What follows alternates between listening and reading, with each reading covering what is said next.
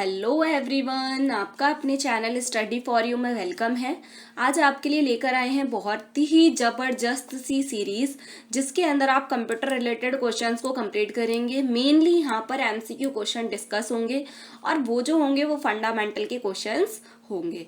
तो यहाँ पर हर एक क्वेश्चन के अंदर मैं आपको 2 से 3 क्वेश्चन एक्स्ट्रा डिफाइन करूंगी और कुछ क्वेश्चन में इससे भी ज़्यादा क्वेश्चंस आपको देखने को मिल सकते हैं। और जब ये सीरीज आप देख लेते हैं इस फर्स्ट वीडियो को, देन इसके बाद आपको एक नेक्स्ट वीडियो मिलेगी जिसके अंदर आप इन क्वेश्चंस का दे सकते हैं टेस्ट और आप अपना स्कोर भी व्यू कर सकते हैं कि आपने कितने स्कोर यहाँ पर गेन करे हैं। तो बिना टाइम को वेस्ट करे हुए चलते हैं, स्टार्ट करते हैं हमारी ये वाली वीडियो। सबसे फर्स्ट क्वेश्चन है UNIVAC इज। UNIVAC क्या है? तो UNIVAC है UNIV is a universal, A is a automatic, C is a computer, यानी कि यूनिवर्सल ऑटोमेटिक कंप्यूटर है इसकी full form. Question number second है the basic operation perform via computer. कौन कौन से बेसिक ऑपरेशन परफॉर्म किए जाते हैं कंप्यूटर के थ्रू? तो सबसे फर्स्ट है अर्थमेटिक ऑपरेशन, सेकेंड है लॉजिकल ऑपरेशन और C है स्टोरेज एंड रिलेटिव। तो ये तीनों ही कंट्रोल यूनिट के एक तरीके से पार्ट्स हैं, कंट्रोल यूनिट का वर्क है। तो इसमें ऑल ओवर अबव इसका जो है ऑप्शन हो जाएगा। देन जो क्वेश्चन नंबर थर्ड है the 2 major types of computer chip. 2 major type के कंप्यूटर चिप कौन कौन सी हैं? तो सबसे फर्स्टली है external memory chip. External memory chip वो होती हैं जो आप बाहर से अप्लाई करते हो। एक्सटर्नल का मतलब भी होता है कि बाहर से अप्लाई, बाहर से, है ना। तो वो मेमोरी चिप जिनका आप बाहर से यूज करते हो, जैसे कि पेन ड्राइव, कार्ड रीडर या और भी है जो आप बाहर से यूज करते हो, तो इन्हें कहते हैं external memory chip. Primary memory chip वो होती है जो कंप्यूटर के अंदर ऑलरेडी होती है। माइक्रो प्रोसेसर चिप क्या है? ये 4th जनरेशन कंप्यूटर के अंदर आपका यूज हुआ था माइक्रो प्रोसेसर चिप, और ये सिलिकॉन के चिप्स होती है।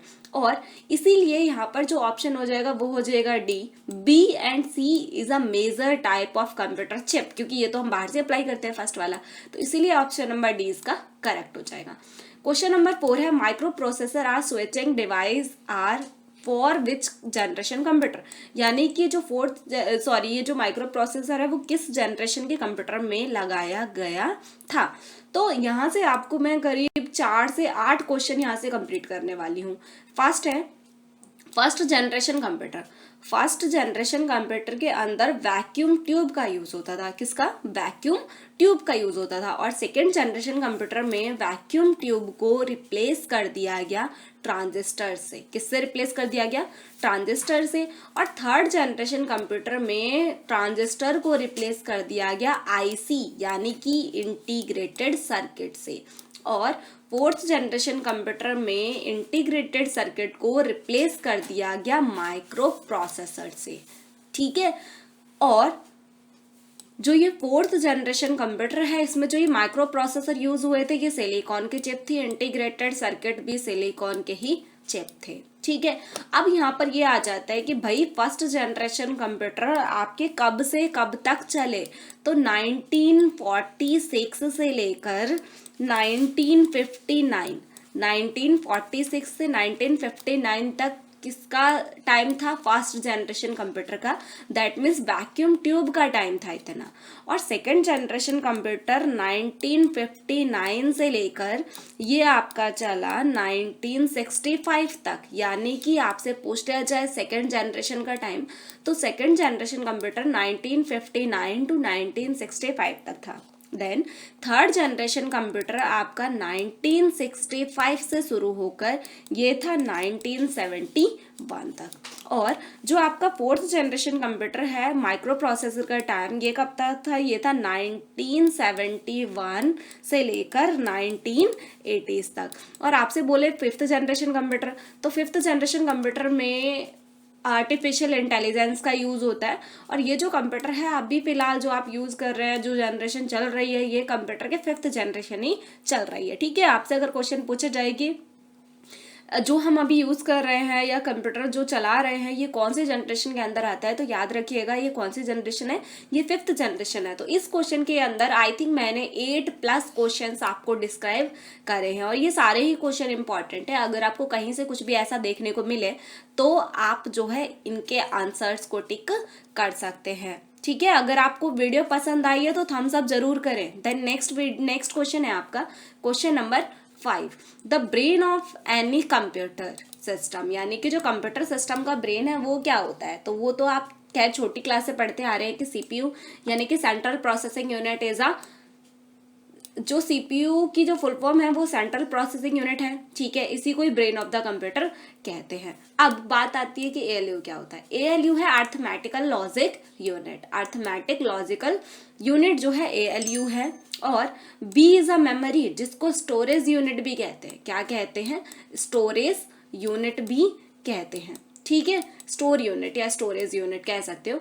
Then D is a control unit, यानी कि जो एएलयू है, मेमोरी, स्टोर यूनिट है और सीपीयू है, ये तीनों ही कंट्रोल यूनिट के पार्ट है। तो यहाँ से आपका क्वेश्चन क्लियर हो गया कि ब्रेन ऑफ द कंप्यूटर यानी कि सीपीयू, एएलयू क्या होता है? अर्थमेटिकल लॉजिक यूनिट, मेमोरी क्या है? स्टोर यूनिट है, कंट्रोल यूनिट क्या है?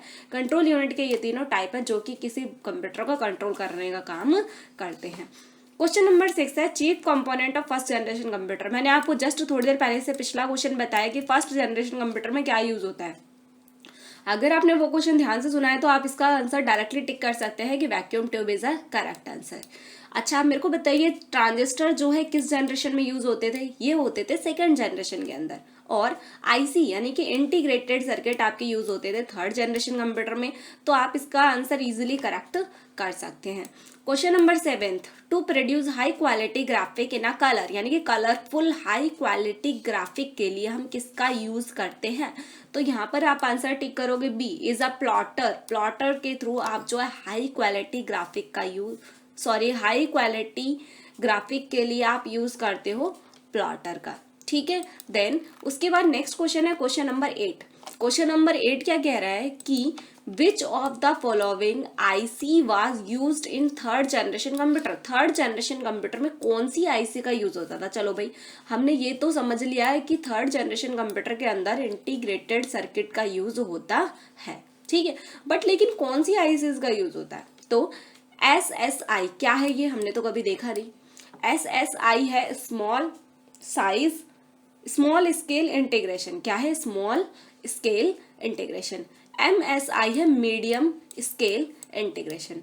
LSI है लार्ज स्केल इंटीग्रेशन। अगर आपसे इनकी फुल फॉर्म पूछ ली जाए तो भी आप बता सकते हैं, ठीक है। SSI is a small scale integration, MSI is a medium scale integration, LSI is a large scale integration. तो जो आईसी है जिनका हम थर्ड जनरेशन में यूज कर रहे थे वो कौन कौन सी आईसी थी? वो थी A एंड B, यानी कि स्मॉल स्केल इंटीग्रेशन और medium scale integration. Then question number 9 है आपका। क्वेश्चन नंबर 9 क्या है? Which of the following was special purpose of computer. कौन से कंप्यूटर का यूज स्पेशल पर्पस के लिए किया जाता था? तो इन तीनों क्वेश्चन का करते हैं पोस्टमार्टम। कैसे होगा? क्वेश्चन नंबर 1 है एबीसी। एबीसी क्या होता है? ये तो अल्फाबेटिकली लेटर जैसा लग रहा है। तो एबीसी भी आपका एक कंप्यूटर है जिसका नाम क्या है? ऑटोनेसेफ। इसकी जरा मैं स्पेलिंग लिख देती हूँ। क्या है? ATANASOFF, ठीक है, Atanasoff Berry computer, Berry VERRY Berry computer. Atanasoff Berry computer इसकी क्या है? फुल फॉर्म है, जो कि first automatic electronic digital computer है। जो क्या है? फर्स्ट ऑटोमेटिक इलेक्ट्रिकल कंप्यूटर है, आपका डिजिटल कंप्यूटर है, ठीक है। और ENIAC क्या है? ये है आपका फर्स्ट प्रोग्रामेबल इलेक्ट्रॉनिक कंप्यूटर। क्या है? First programmable electronic computer. और EDVAC क्या है? ये है आपका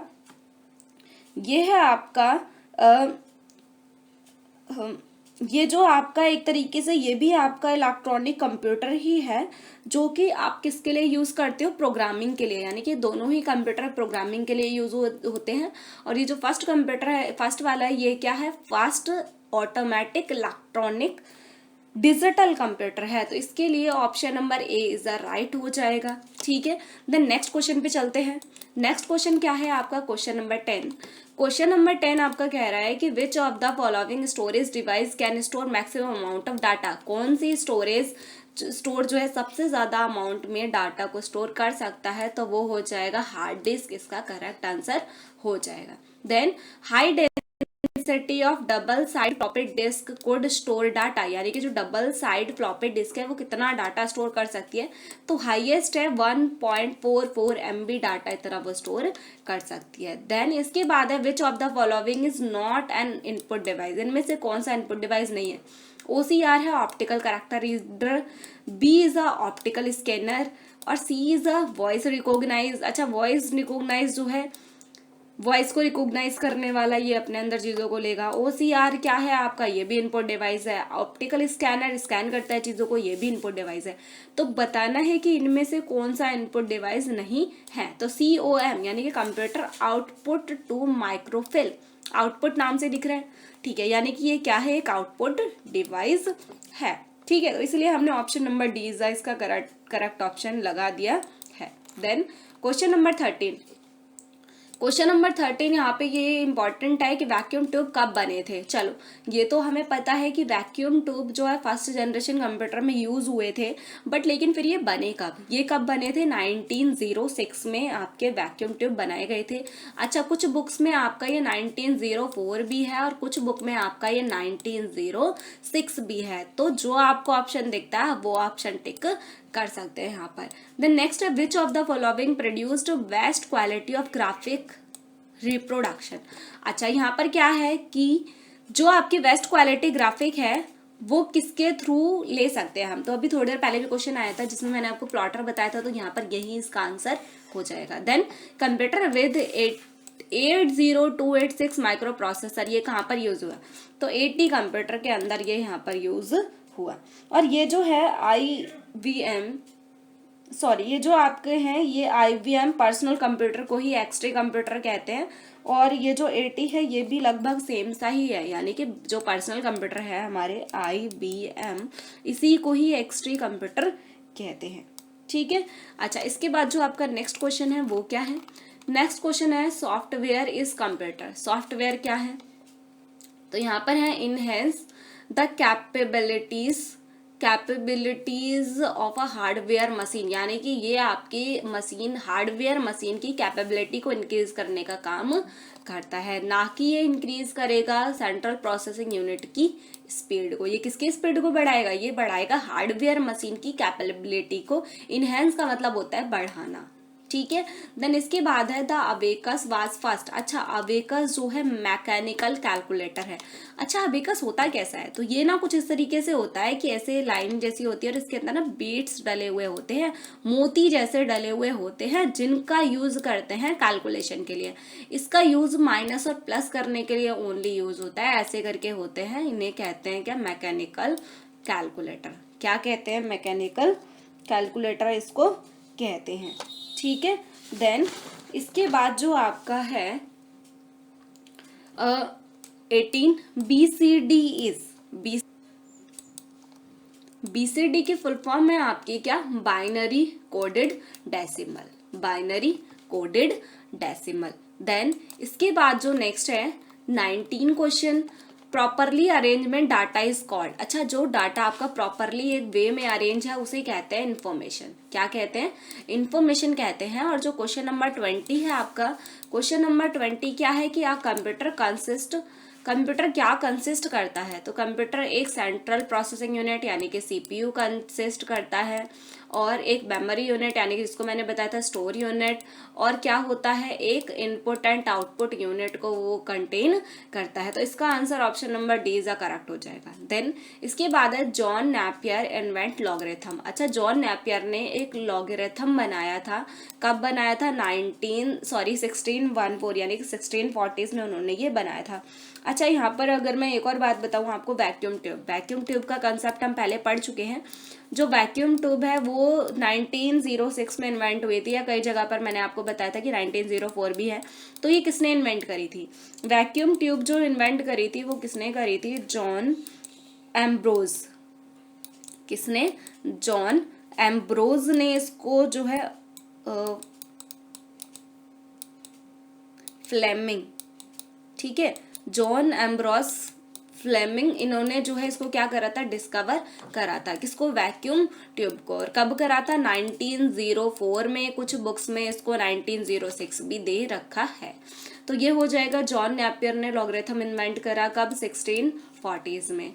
इसके बाद है क्वेश्चन आपका कि an integrated circuit is, integrated circuit क्या है। तो मैंने आपको बताया था कि इंटीग्रेटेड सर्किट हमारे किससे बने होते हैं, सिलिकॉन चिप से बने हुए होते हैं।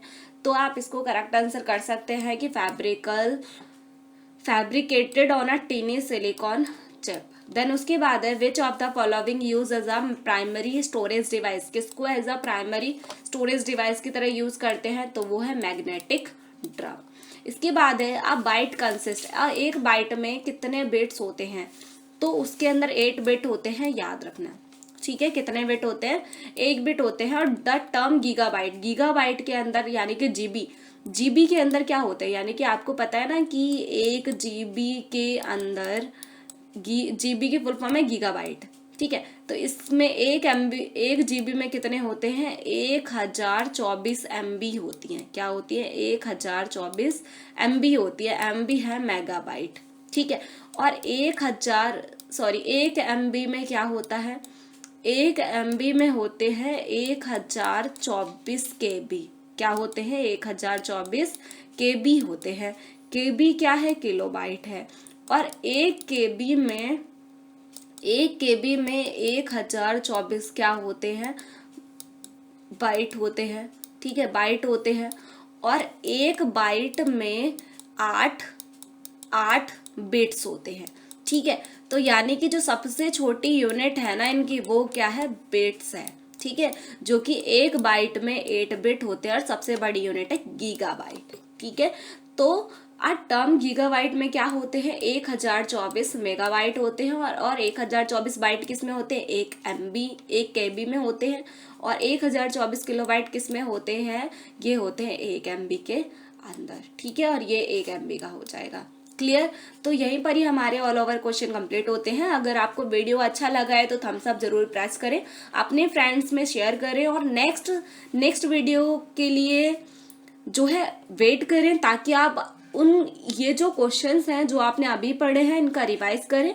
और नेक्स्ट वीडियो में आप देंगे इसका टेस्ट, और आपने कितने मार्क्स स्कोर करे हैं वो जरूर बताएं। Thank you so much.